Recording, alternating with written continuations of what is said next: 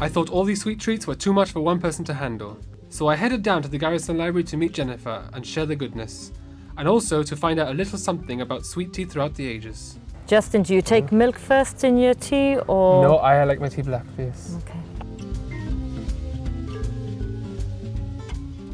There you go. Go in. Okay.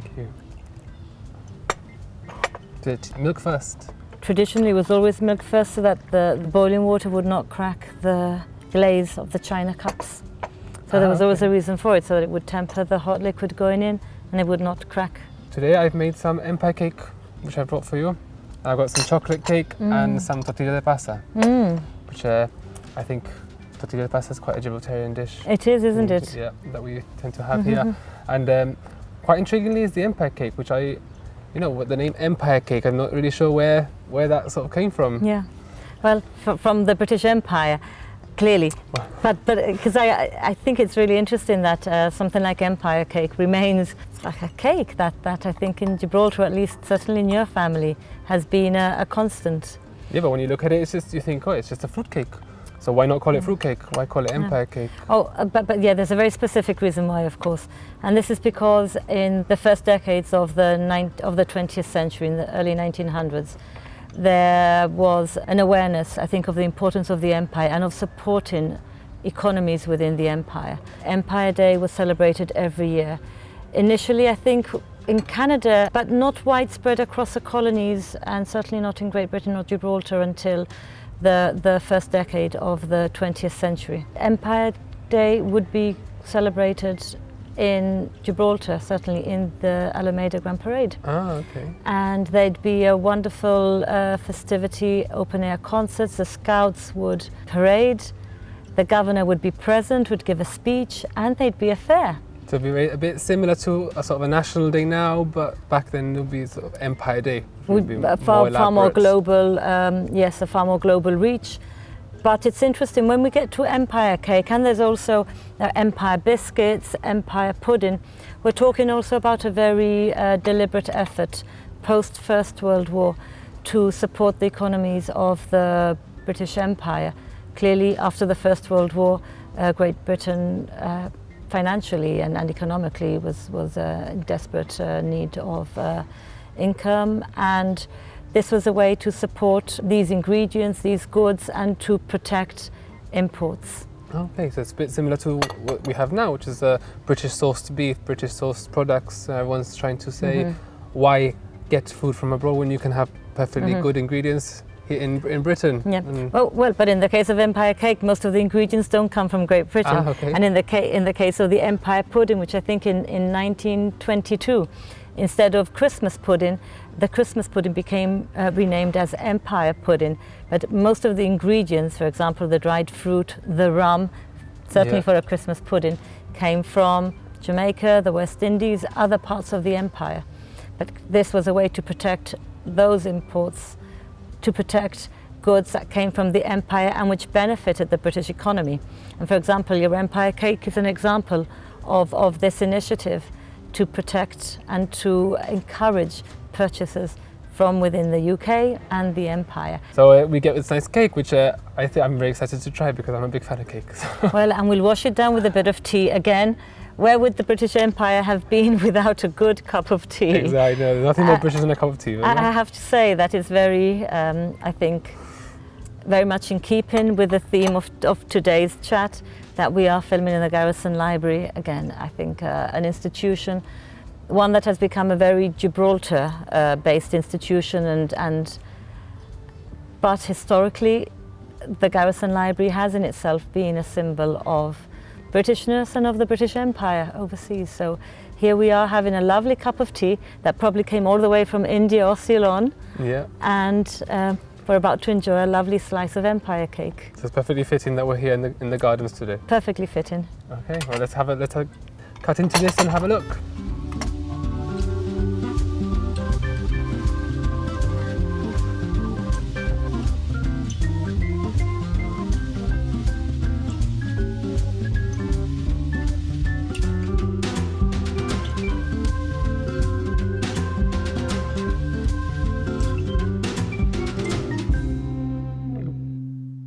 The cakes are in the oven and everything is smelling amazing.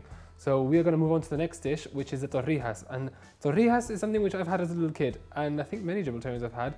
It is really easy to make. It is bread, slices of bread, coated in egg, and then we are going to fry that and cover it in golden syrup and with a bit of cinnamon on top.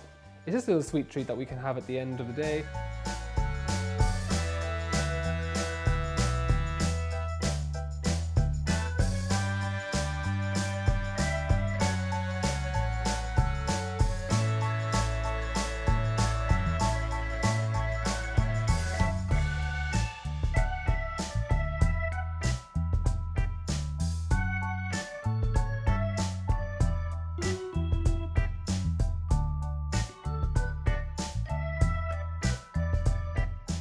So the first thing we need to do now is cut the crust off the slices of the bread. So just carefully take everything off from there. Place the middle bit in milk because we need to coat our bread. So if you get a nice large dish that we can put some milk in there, we just need to put this down and coat this.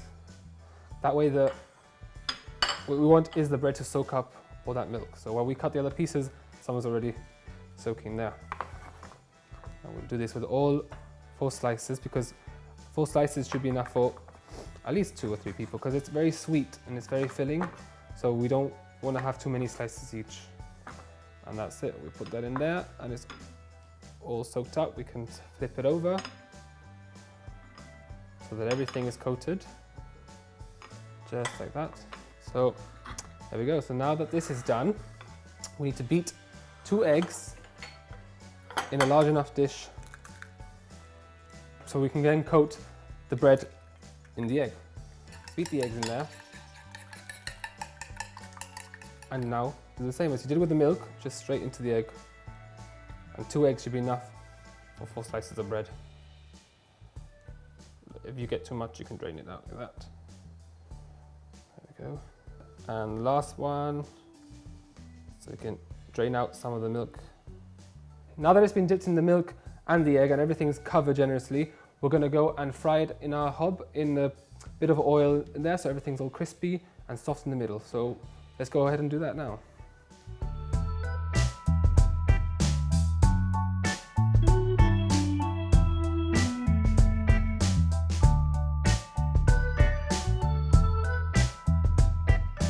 Let your torrijas turn golden in the pan, turning them occasionally. Lay down a kitchen towel on a plate to remove any excess oil.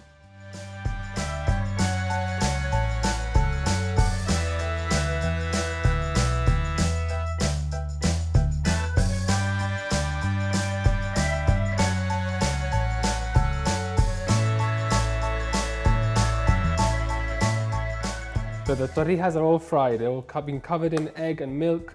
They've been put on oil, they're all nice and golden, and that is what it needs to look like. So I know what you're thinking, oh my God, so much oil, so much frying, but it's okay. Once in a while, it's good to treat yourself with something sweet. I mean, what's life if you don't have something sweet? So we're gonna cover this with the golden syrup. We're gonna cover all 3 of them. So I'm just gonna pour this on top, just like that. And you can lay them out side by side and cover it, or you can put this on the plate first and then cover it, because we need to cover each side, so it doesn't really matter how you do it. There we go. Spread it out. The golden syrup is really sticky and really messy. Yeah, just place it underneath. Once you've covered it, just put this to one side, drain it like that, let it drip, and onto a plate. So you've got sticky golden torrijas there, and we'll finish these off with cinnamon. Pinch of cinnamon all over them, and there you go. These are finished little sticky treats of torrijas, ready to enjoy with a cup of tea. So the cake's been in the oven now for about an hour or so, so let's go check, make sure that it's done. We're going to start with the chocolate cake first. Stick this knife inside. Oh yeah, that's come out nice and clean. So we need to flip this over. First we'll separate it from the sides of the dish and the middle. Separate it from the tin, because even though we put butter, it might have got stuck in there, in the sides. So carefully, using a grill pan or a sort of grill that you have or plate, just put it there and flip this over. And we'll take this out. There you go. And so if you see that it's too hot and you need to flip this round now, with another grill or a plate, just flip this over like that. And that's our cake. But we need to wait for that to cool down first.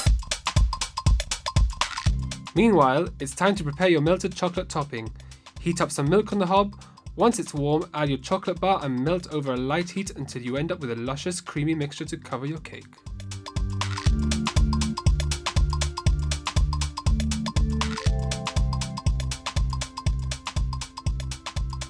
Now look at that consistency. That's the kind of chocolate that we want to have. So our cake is cooled down. We're going to put this on a big dish now because we need to coat it. So we need to just pour this chocolate all over our cake. Pour it over the top, just like that. So once the top is covered, save a little bit if you have the self-control and spread it around the sides. We need to cover this whole cake inside and out. So we'll cover this with the knife. Let's spread it all the way around and turn the plate if you need to. Like that, and the middle. Just spread out in the middle. There we go. Oh, I'm sorry, getting too excited now. Chocolate everywhere. Chocolate everywhere. Okay, and a bit for me. So there you have it. That's our chocolate cake. Let that cool down a bit, and then we'll cut into it and we'll give it a taste.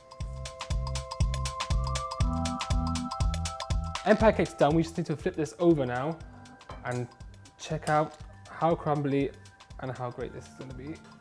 Flip it over. It should come out easily. There we go. Perfect. And we'll take the bottom off.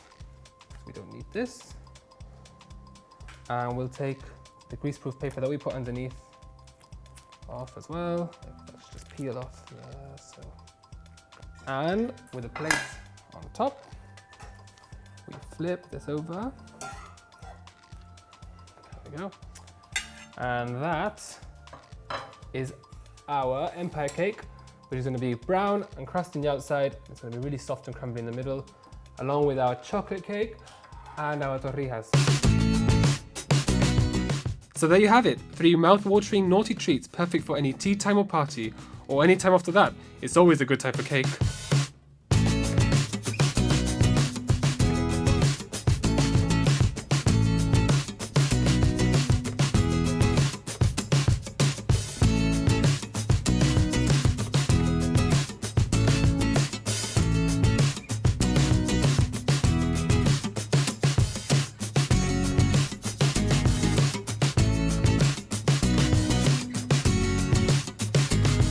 If you want to try these or other delicious local recipes, check out Mama Lotties cookbook for dozens of Gibraltarian dishes, or visit the Mama Lotties website, mamalotties.com. But that's not all. Make sure you keep an eye out for even more recipes from home in the new Mama Lotties cookbook, Tasting the Mediterranean, coming soon.